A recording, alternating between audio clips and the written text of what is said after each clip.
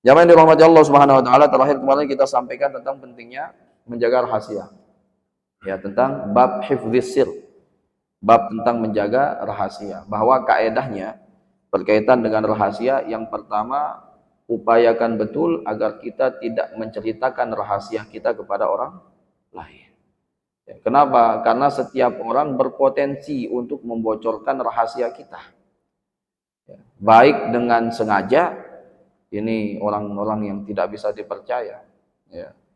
Baik dengan sengaja, apalagi kemudian ada karakter kemunafikan yang ada pada dirinya, di mana salah satu tanda-tanda kemunafikan itu idza khosama fajaro, kalau dia berselisih paham, ya dia berdebat, maka dia akan fajir, berlebihan. Kemaksiatannya itu berlebihan, dan salah satu bentuk kemaksiatan yang paling berat adalah dengan membocorkan aib orang lain. Bismillahirrahmanirrahim. Assalamualaikum warahmatullahi wabarakatuh. Alhamdulillah. Alhamdulillah nahmaduhu wa nasta'inuhu wa nastaghfiruh wa na'udzu bihi min syururi anfusina wa min sayyiati a'malina. Man yahdihillahu fala mudilla lah wa man yudlil fala hadiyalah. Asyhadu an la ilaha illallah wahdahu la syarika lah wa asyhadu anna Muhammadan 'abduhu wa rasuluh. Allahumma shalli ala sayyidina Muhammadin wa ashghilil zalimin bil zalimin wa akhrijna min bainihim salimin ghalimin wa ala alihi wa sahbihi ajma'in wa ba'dah. Allahumma 'allimna ma yanfa'una wanfa'na bima 'allamtana wa zidna ilman yanfa'una. Allahumma 'allimna al-ikhlas wa waffiqna lil ikhlas wahdina ila al-ikhlas warzuqna al-ikhlas wa thabbitna 'ala al-ikhlas wa amitna 'ala al-ikhlas wa ba'athna bil ikhlasi wahsyurna ya Allah ma'al mukhlisin wal mukhlasin. La ilaha illa anta subhanaka inna kunna minal zalimin. Rabbi shrah li sadri wa yassir li amri wahlul 'uqdatam min lisani yafqahu qawli. Bapak Ibu jamaah yang dirahmati Allah Subhanahu wa taala, alhamdulillahirabbil alamin. Tentu dan selalu yang pertama, saya mengajak kita semua untuk selalu bersyukur kepada Allah Subhanahu wa taala yang masih dan terus memberikan berbagai macam nikmat, berbagai macam karunia kepada kita semua. Nikmat iman, nikmat Islam, nikmat sehat, nikmat sempat, dan berbagai macam nikmat yang lainnya. Salawat dan salam kepada junjungan kita, kepada teladan kita, kekasih hati kita, Sayyidina wa Maulana Muhammadin sallallahu alaihi wasallam, serta kepada segenap para sahabat, para kerabat, dan orang-orang yang mengikuti jejak langkah beliau hingga hari kiamat.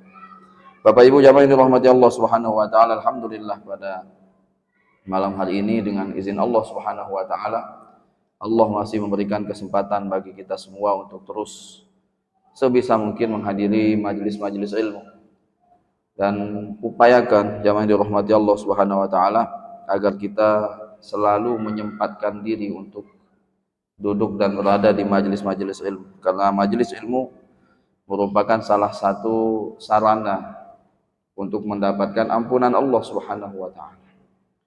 Dan yang akan memohonkan ampun bagi para penuntut ilmu, sebagaimana yang pernah saya singgung di pertemuan sebelumnya, tidak hanya diri kita yang mohon ampun untuk diri kita kepada Allah Subhanahu wa taala, melainkan juga berbagai macam hewan di lautan, ikan-ikan besar, al-hitan, dan demikian pula ikan-ikan kecil, segala macam ikan dan segala macam hewan yang ada di lautan akan memohonkan ampun bagi setiap penuntut ilmu. Wa innahu la tastaghfiru lahu dawabul ard. Sesungguhnya para penuntut ilmu akan dimohonkan ampun oleh berbagai macam hewan yang ada di lautan, hatta al-hitan, sampai-sampai dengan ikan-ikan yang ada di lautan akan memohonkan ampun bagi para penuntut ilmu.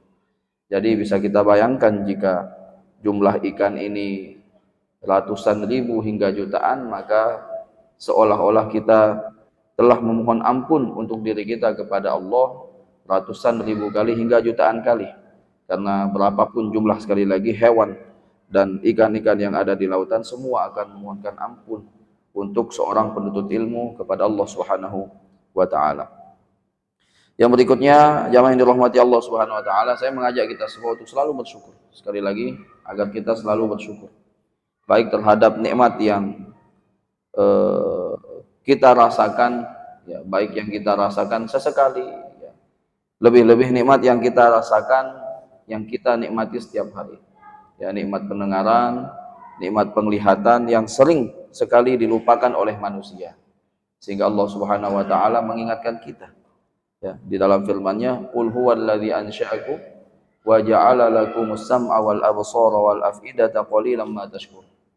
Katakanlah wahai Muhammad, dialah yang telah menciptakan kalian dan menciptakan bagi kalian pendengaran, menciptakan bagi kalian penglihatan, menciptakan bagi kalian hati nurani. Tetapi qalilan ma tashkurun, sangat sedikit di antara kalian yang bersyukur kepada Allah Subhanahu wa taala. Kenapa? Karena nikmat ini setiap hari kita rasakan, setiap saat kita nikmati, sehingga menjadi seolah-olah sesuatu yang biasa saja dan tidak bernilai. Maka saya ingatkan kita semua, diri saya dan kita semua, untuk selalu bersyukur kepada Allah Subhanahu wa taala. Ada yang menarik Bapak Ibu jamaah yang dirahmati Allah,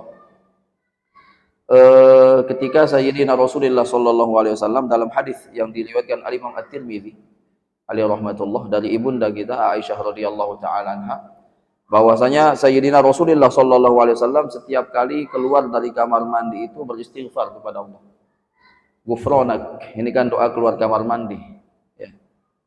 Ghufranak ini artinya apa? As'alukal maghfirah, aku memohon ampunanmu.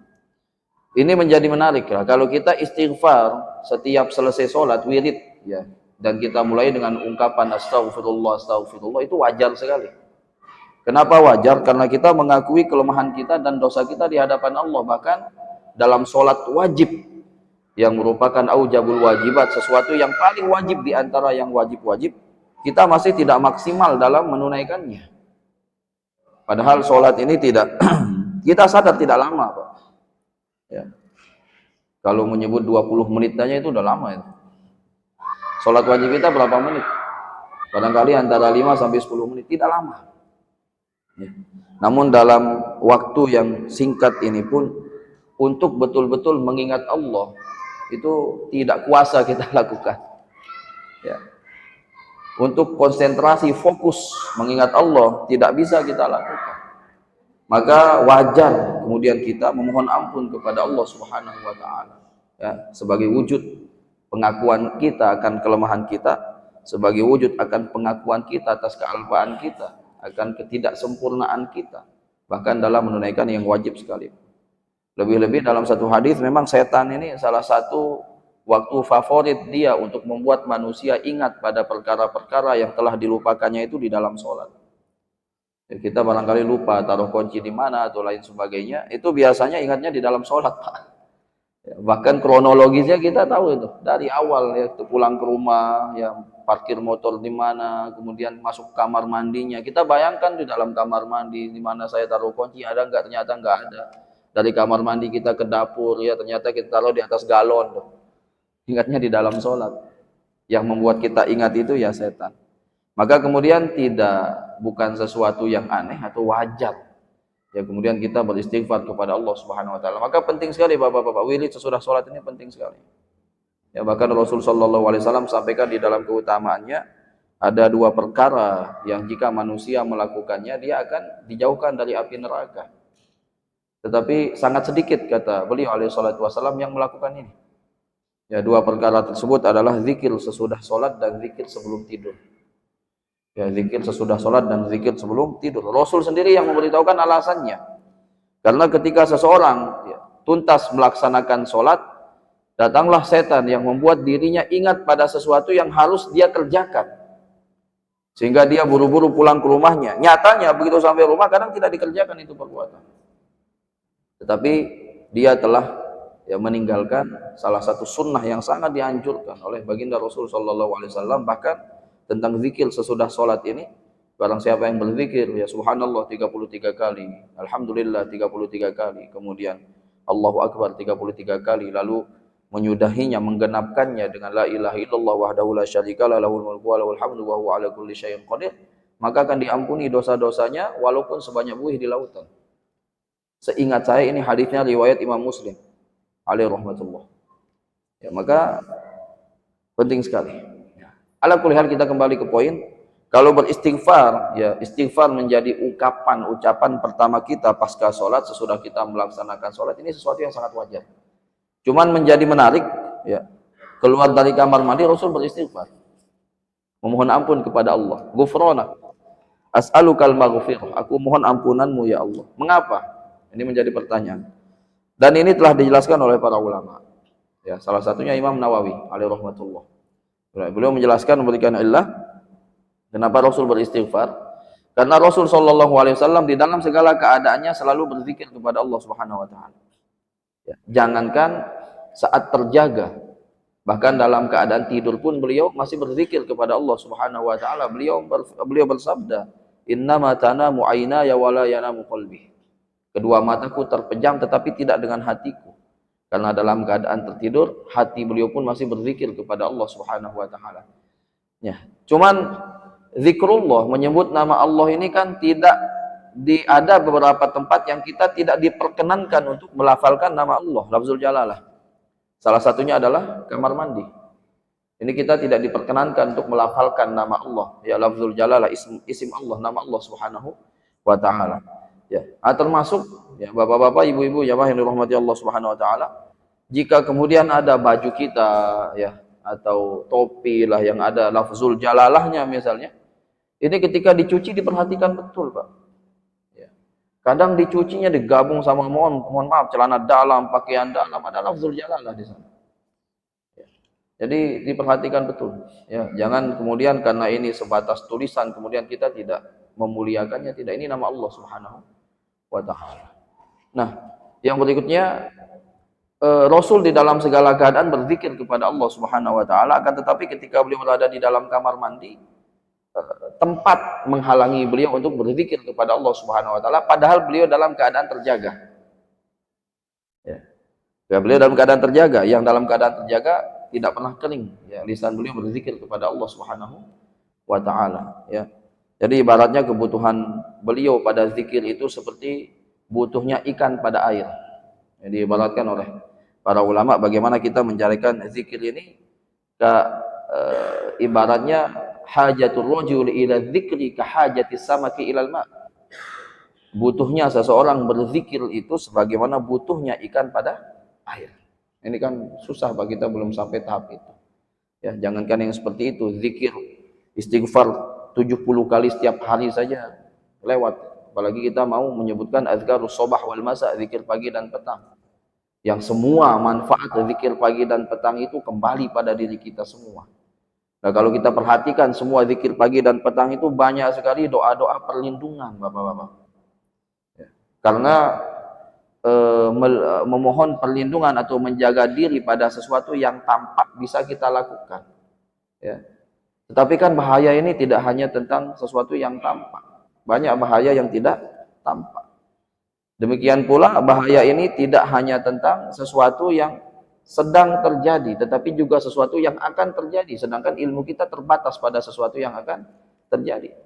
Maka dalam keadaan itu sesungguhnya kita telah dibekali oleh Sayyidina Rasulullah SAW dengan zikir pagi dan petang yang di dalamnya banyak sekali mengandung doa-doa perlindungan dari hal-hal yang berbahaya yang ada di hadapan kita. Maka rugi kita kalau tidak zikir pagi dan petang. Ala kulli hal. Maka karena keadaan menghalangi Sayyidina Rasulullah SAW untuk berzikir kepada Allah Subhanahu wa taala, begitu beliau keluar dari kamar mandi, beliau beristighfar kepada Allah Subhanahu wa taala. Kenapa? Imam Nawawi mengatakan karena Rasulullah SAW itu merasa belum sempurna dalam beribadah kepada Allah Subhanahu wa taala. Belum maksimal berzikir kepada Allah Subhanahu wa taala, hanya gara-gara kondisi beliau memang yang tidak diperkenankan tadi, kamar mandi. Ya, tidak diperkenankan untuk melafalkan nama Allah Subhanahu wa taala. Padahal kalau ibadahnya Rasul sampai para sahabat saja tidak bisa mengikuti ibadahnya Rasul, tapi masih merasa belum sempurna hanya gara-gara tadi terhalang untuk melafalkan nama Allah ketika beliau berada di dalam kamar mandi. Maka begitu keluar dari kamar mandi, beliau mengucapkan ghufranak as'alukal maghfirah, aku mohon ampunanmu ya Allah.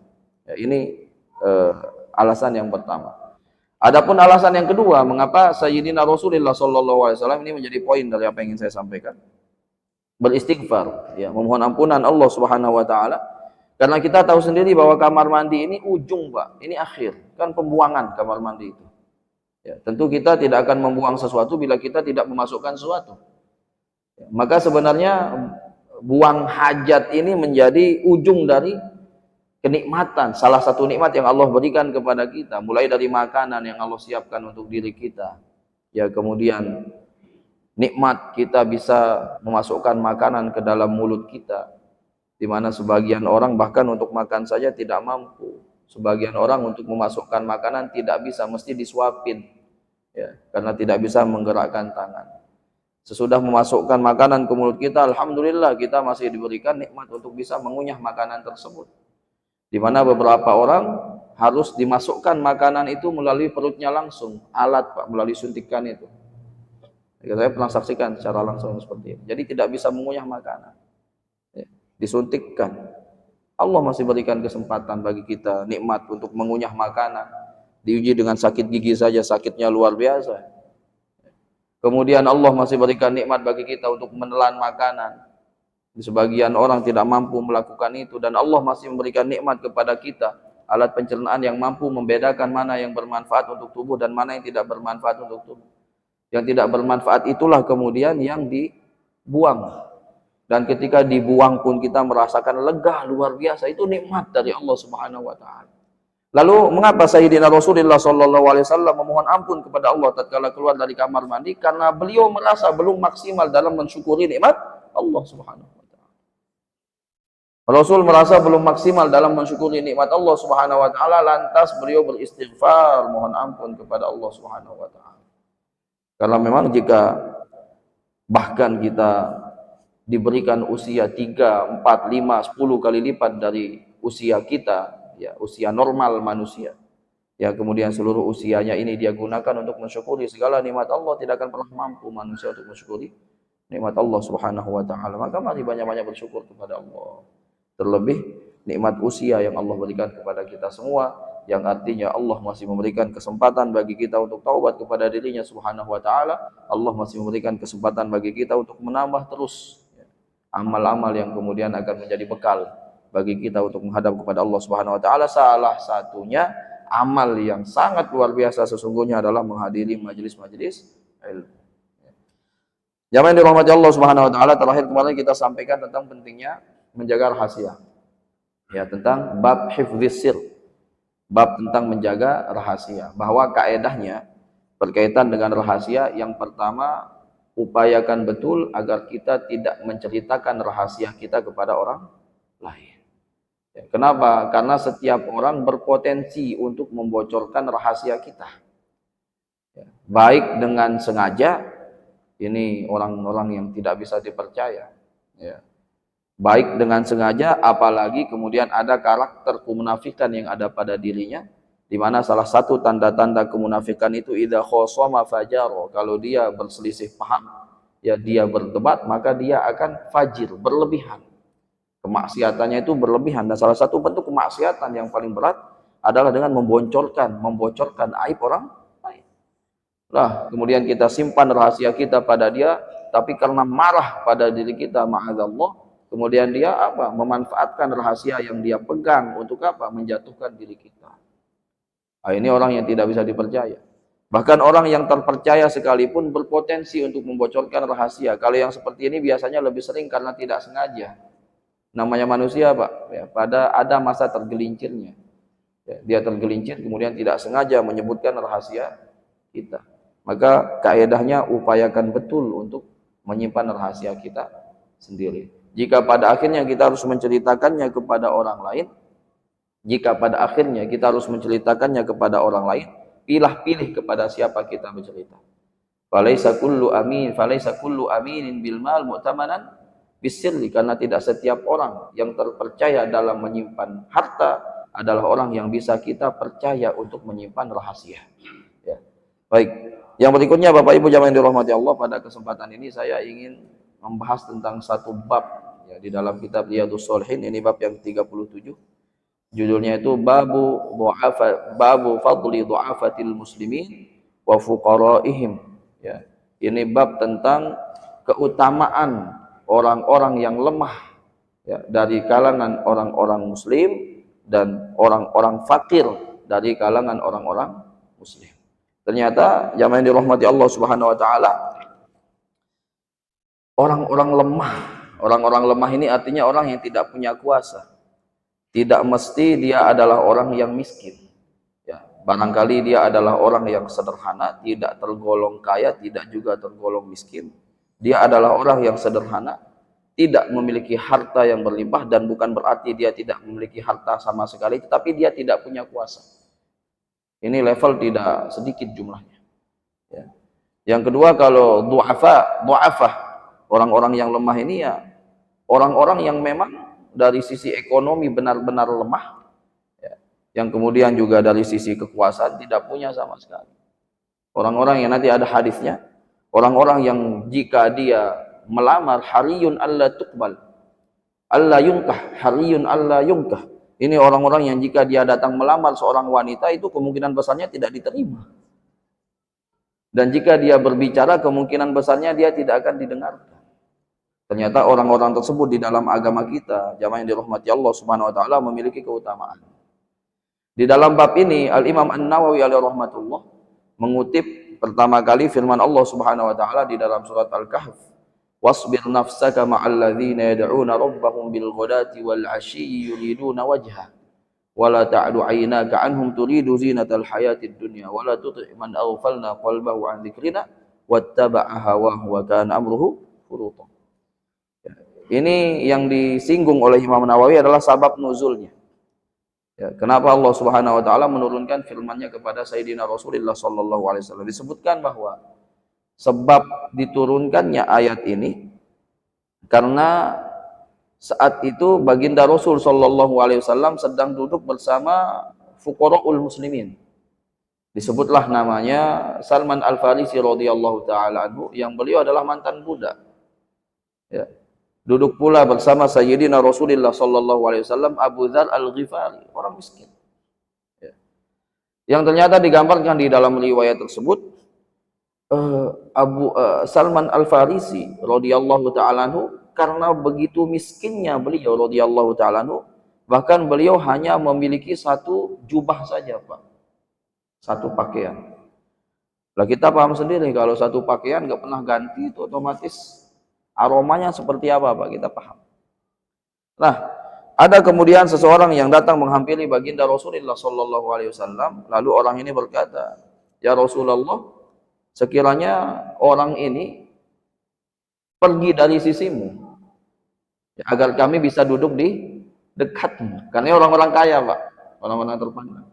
Agar kami bisa duduk di dekatmu dan kami bisa mengambil pelajaran juga, menyimak pelajaran dari dirimu ya Rasulullah. Sebagian mengatakan ini sebelum Islamnya.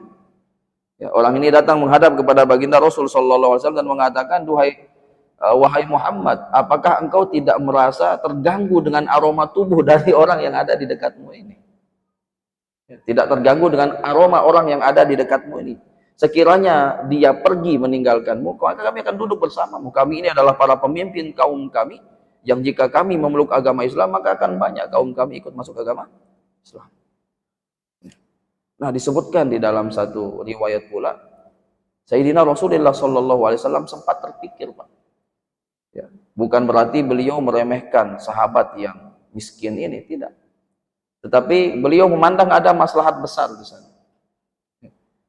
Karena dengan masuk Islamnya mereka, persis seperti apa yang dikatakan, dengan masuk Islamnya mereka, dampaknya itu akan masuk Islam bersama mereka kaumnya. Ini kan sesuatu yang sangat besar. Tetapi kemudian Allah Subhanahu wa taala menurunkan firman-Nya, "Wasbir." Bersabarlah wahai Muhammad. Bersama orang-orang yang fakir ini, orang-orang yang miskin. Ya, nafsaka ma'al ladzina yad'una rabbahum bil ghadati wal 'ashyi yuriduna wajhah. Bersabar bersama orang-orang yang sepanjang pagi, sepanjang petang, ya, mereka memohon ampunan, menyeru kepada Tuhan, ya, semata-mata untuk mencari ridha Allah Subhanahu wa taala. Bahkan di dalam satu momen, ini kita tahu sendiri kisahnya. Ya, kisah Sayyidina Rasulullah sallallahu alaihi wasallam dengan Abdullah bin Ummi Maktum. Abdullah bin Ummi Maktum radhiyallahu taala anhu, di mana saat itu Rasul sallallahu alaihi wasallam sedang terburu-buru karena ingin memenuhi dakwah beliau kepada para pemuka, kepada para tokoh. Ya, begitu di tengah perjalanan atau baru jalan mau buru-buru, tiba-tiba beliau dicegat ya oleh Abdullah ibn Maktum radhiyallahu taala anhu, karena beliau juga ingin mendengarkan tentang ajaran Islam. Ya. Ternyata hal ini membuat Sayyidina Rasulullah sallallahu alaihi wasallam itu habas, ya, bermuka cemberut, ya, bermuka masam, cemberut. Sampai kemudian lihat, Pak, ini orang miskin, mohon maaf, bukan hanya miskin saja, Pak, disabilitas, ABK, buta. Beliau adalah orang miskin, pada saat yang bersamaan beliau adalah seorang yang buta. Yang coba di tengah masyarakat kita, Pak, bagaimana orang-orang yang seperti ini? Kemudian karena beliau menghalangi Rasul Shallallahu Alaihi Wasallam dalam artian ingin juga mendengar tentang dakwah Islam, dalam keadaan Rasul sedang terburu-buru, ya, ingin pergi kepada para tokoh, kepada para pemuka saat itu yang ingin mendengarkan dakwah Islam. Akhirnya hal ini membuat Rasul Shallallahu Alaihi Wasallam cemberut. Apakah kemudian hal ini Rasul melakukan kesalahan? Tidak, Pak. Ya, para ulama ta'adduban, ya, bentuk adab kita kepada baginda Rasul Shallallahu Alaihi Wasallam. Rasul tidak salah, Pak. Ya, disebutkan oleh para ulama yang Rasul lakukan adalah meninggalkan sesuatu yang lebih baik untuk yang baik. Jadi ada yang baik, ada yang lebih baik. Yang lebih baik adalah menyampaikan kepada Abdullah ibn Maktum. Yang baik itu menyampaikan kepada para pemuka, kepada para tokoh saat itu. Rasul mengutamakan yang baik, ya, daripada yang lebih baik, sehingga turunlah teguran Allah Subhanahu wa taala dengan diturunkannya surat Abasa. Bayangkan, Pak, begitu dimuliakannya orang yang dipandang remeh, ya, dimuliakannya orang yang kalau dalam keadaan di kondisi masyarakat dianggap lemah, orang yang miskin, orang yang buta, tapi dimuliakan oleh Allah Subhanahu wa taala sampai Allah menurunkan surat Abasa kepada Sayyidina Rasulullah sallallahu alaihi wasallam. Sampai kemudian di dalam satu riwayat, Rasul sallallahu alaihi wasallam setiap berjumpa dengan Abdullah ibn Maktum, Rasul selalu menyambut beliau. Lalu beliau mengatakan, inilah seseorang yang membuat diriku diingatkan oleh Allah Subhanahu wa taala. Coba bagaimana Rasul memuliakan sahabatnya. Marhaban, selamat datang untuk seseorang yang gara-gara dirinya aku diingatkan oleh Allah Subhanahu wa taala. Ini Abdullah bin Maktum radhiyallahu taala. Karena memang Bapak-bapak jamaah yang dirahmati Allah Subhanahu wa taala, jika kita perhatikan majelisnya Sayyidina Rasulullah sallallahu alaihi wasallam itu terdiri dari orang-orang dengan berbagai macam latar belakang. Ini hebatnya majelis Nabi alaihi salatu wasallam. Di dalam majelisnya Nabi duduk bersama beliau Abdurrahman bin Auf. Siapa yang tidak kenal Abdurrahman bin Auf? Karena kekayaannya yang luar biasa. Duduk pula di majelis Sayyidina Rasulullah sallallahu alaihi wasallam Utsman bin Affan, yang sekali berinfak pada perang Tabuk itu beliau sampai berinfak 1.000 dinar. Ya, jika 1 dinar itu 4,4.250.000, karena dinar ini kan 4,25 gram, Pak.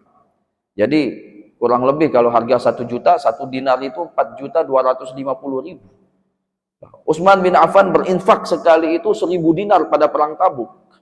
Ya, saya sering menyampaikan cerita ini untuk menunjukkan manaqibnya Utsman bin Affan radhiyallahu taala anhu.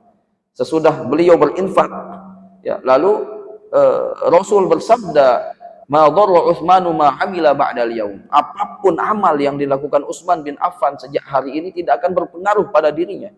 Hatta ukurannya beliau melakukan perkara buruk tidak akan dicatat oleh malaikat pencatat dosa. Utsman bin Affan, Pak. Ya, tapi jangan berpikir kemudian Utsman menikmati kondisi, ya saya santailah, bebas, malaikat, enggak, Pak. Utsman itu, kata Imam Nawawi di dalam kitab At-Tibyan, beliau di antara para sahabat yang terbiasa menghatamkan Al-Quran 30 juz di dalam sholatnya. Ini kalau saya ngomong boleh nggak percaya, Pak, tapi Imam Nawawi yang ngomong dalam kitabnya. Ya. Gimana bisa 30 juz? Ya jangan standarnya kita, Pak, yang 1 juz aja 1 hari nggak selesai-selesai. Ya, 1 pekan aja ya itu boro-boro 1 juz dibaca, Pak. Beliau 30 juz. Ya, itu terbiasa menghatamkan 30 juz di dalam, bahkan di atas yang saya pernah baca riwayat itu di dalam 1 rakaat sholatnya, 1 witir, Pak.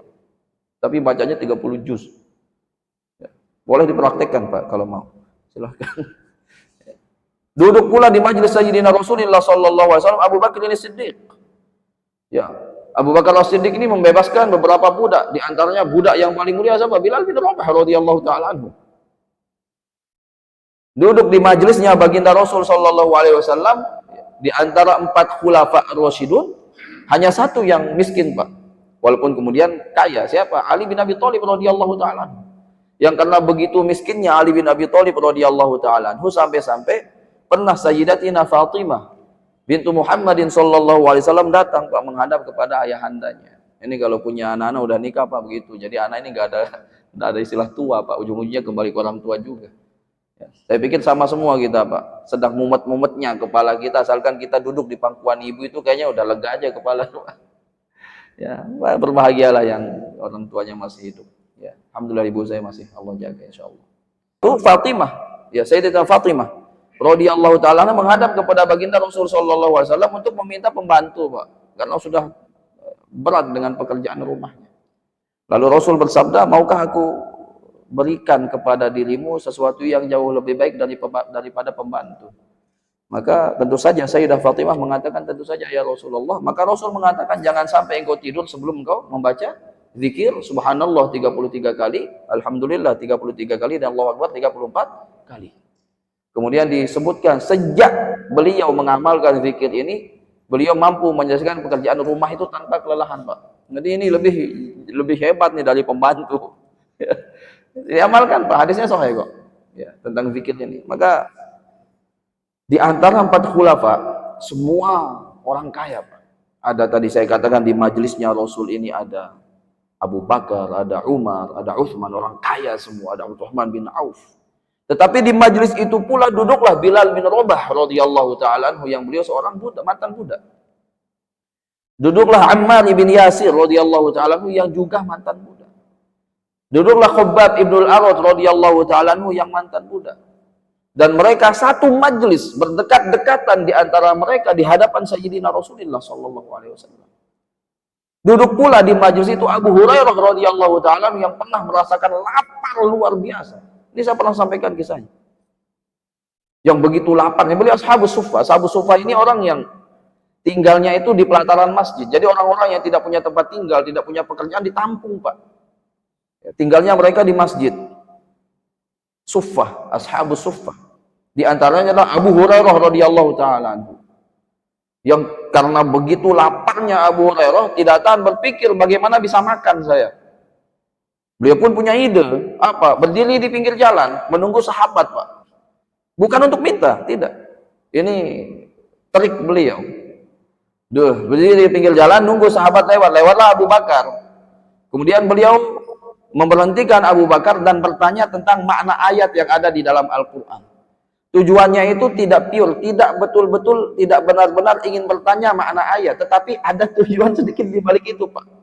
Apa itu? Sesudah bertanya makna ayat, Abu Hurairah berharap kemudian diajak oleh Abu Bakar untuk makan ke rumahnya. Ini karena saking laparnya, Pak.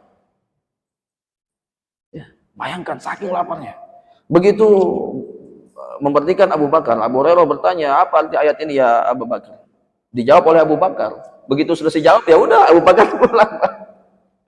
Nunggu lagi, lewatlah siapa? Umar bin Khattab radhiyallahu taala anhu. Begitu Umar bin Khattab lewat diberhentikan, "Ya Umar, apa makna ayat ini?" Ya, Abu Hurairah sudah tahu. Berharap sesudah nanya, sudah dijawab, diajak makan.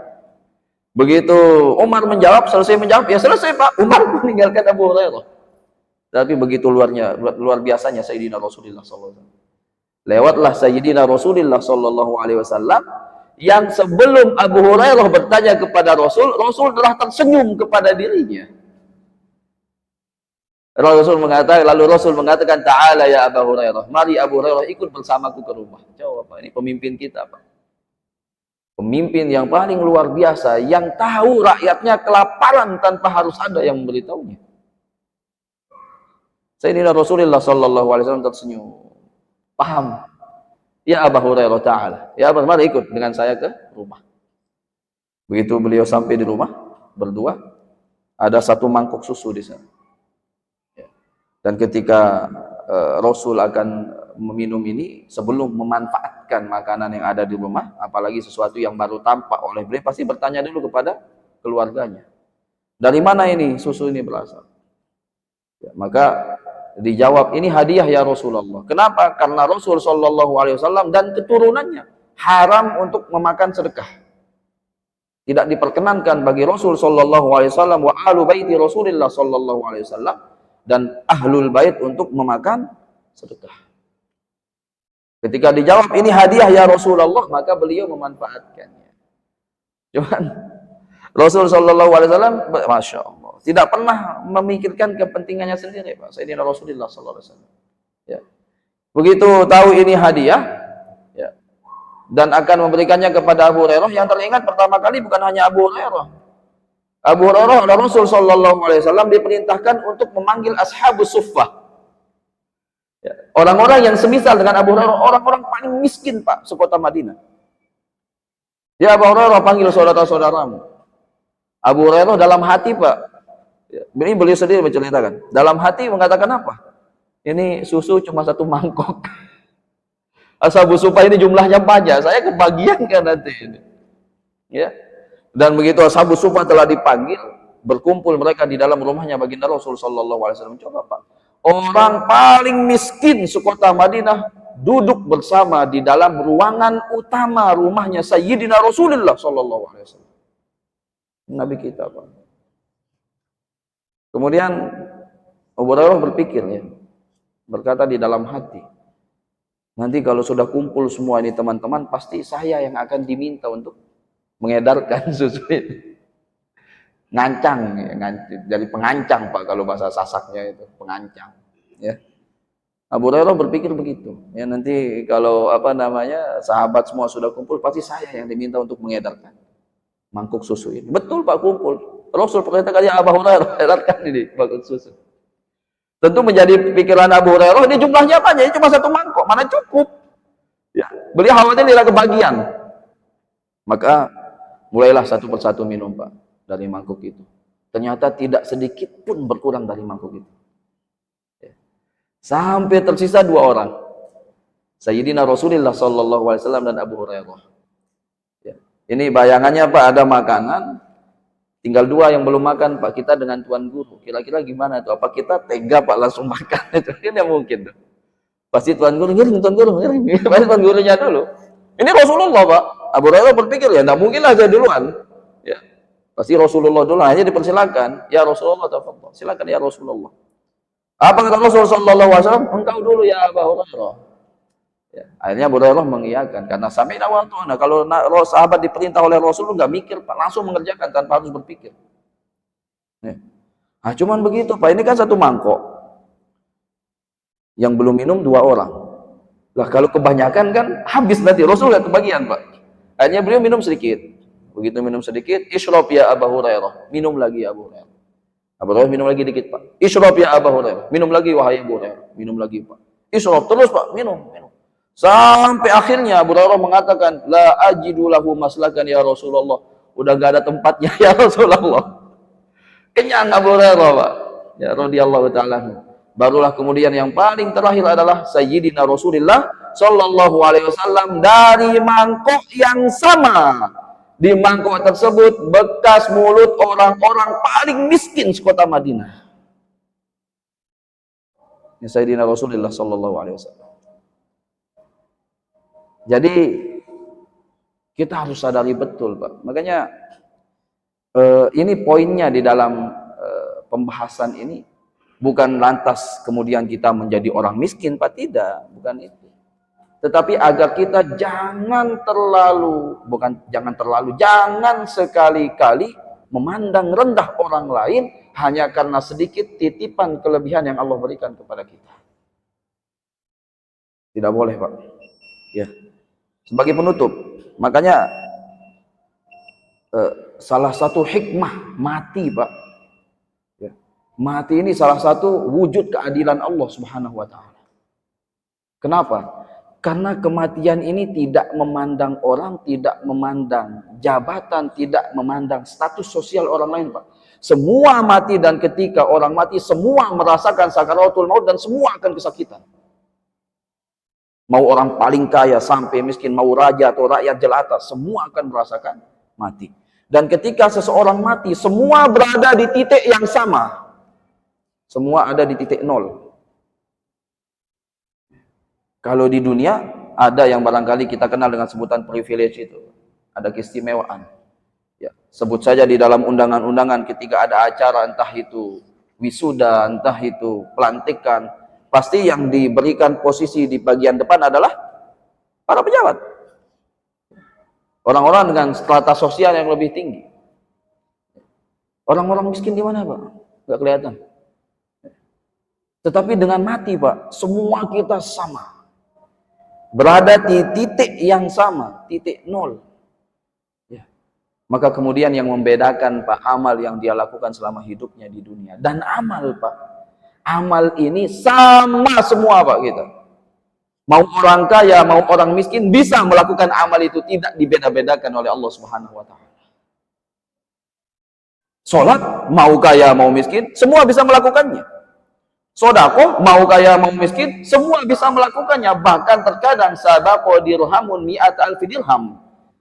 Kadang sedekah yang 1 dirham nilainya bisa mengalahkan sedekah yang 10.000 dirham, 100.000 dirham. Ini tanda keadilan Allah Subhanahu wa Ta'ala. Maka bisa jadi orang-orang yang nampak miskin sekarang ini di dunia, Pak, nampak lemah, tidak berdaya, tidak punya apa-apa, bisa kelak akan duduk di singgasana yang paling tinggi di sisi Allah Subhanahu wa Ta'ala.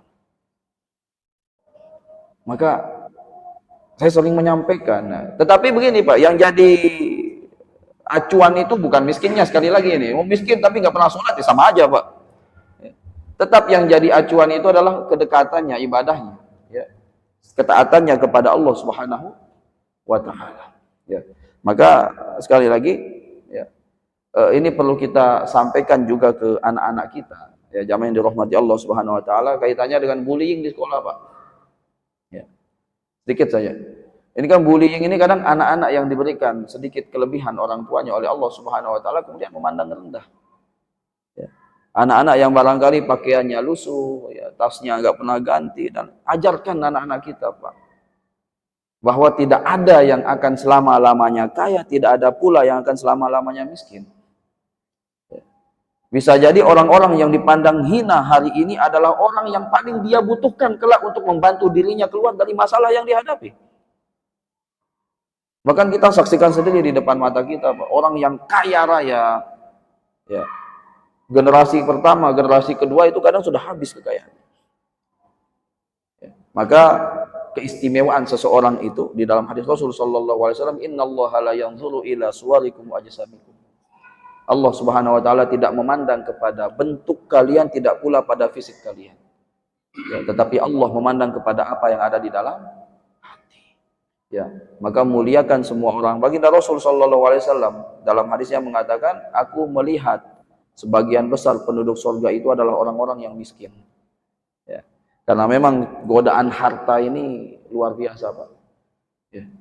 Jangan kemudian berpikir, wah ini bahaya, Pak.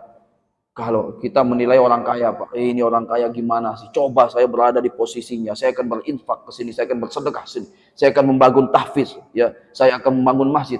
Ya gampang ngomong begitu, Pak, karena belum kaya, karena belum ada harta di tangannya. Akan berbeda ceritanya jika Allah telah mengujinya dengan harta. Sekelas Qarun saja yang disebut pandai dalam membaca Taurat, bahkan disebut, ya, setelah Nabi Musa dan Nabi Harun ada Qarun yang sangat pandai membaca Taurat, ternyata terfitnah juga dengan harta. Ya. Jadi apapun kondisi yang Allah berikan kepada kita saat ini, ya, jangan sampai melalaikan kita dari Allah Subhanahu wa Ta'ala. Terakhir terus dari tadi ya. Ini terakhir betul nih, Pak.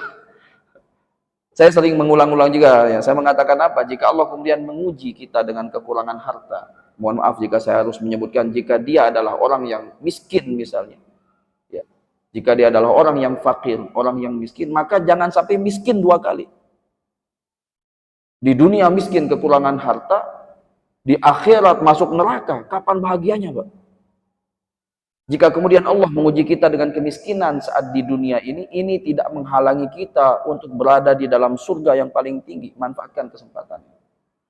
Dan kesabaran kita atas ujian kemiskinan yang Allah berikan di dunia, Pak. Ya, lalu Allah akan balas dengan surga. Semua kenikmatan di dunia ini tidak ada seujung kuku dari kenikmatan yang Allah janjikan di dalam surganya. Ya. Maka intinya mari kita beramal terus. mari beribadah, taat terus kepada Allah Subhanahu wa taala, dan secara maksimal kita menghindari kemaksiatan kepada Allah Subhanahu wa taala. Karena ingat tujuan kita, cita-cita kita tidak hanya bahagia di dunia, tetapi yang paling utama bagaimana agar kita bahagia di dalam surga Allah Subhanahu wa taala. Ini saja barangkali yang saya bisa sampaikan. Ya, mohon maaf atas segala kekurangan. Terima kasih atas segala perhatian. A'udzubillahi minasyaitonirrajim. Bismillahirrahmanirrahim. Alhamdulillahi rabbil alamin, wassalatu wassalamu ala asyrafil anbiya'i wal mursalin sayyidina wa maulana Muhammadin wa ala alihi wa sahbihi ajma'in. Allahumma inna nas'aluka salamatan fid din wa afiyatan fil jasad wa ziyadatan fil ilm wa barakatan fil rizq wa taubatan qabla al maut wa rahmatan 'inda al maut wa maghfiratan ba'da al maut.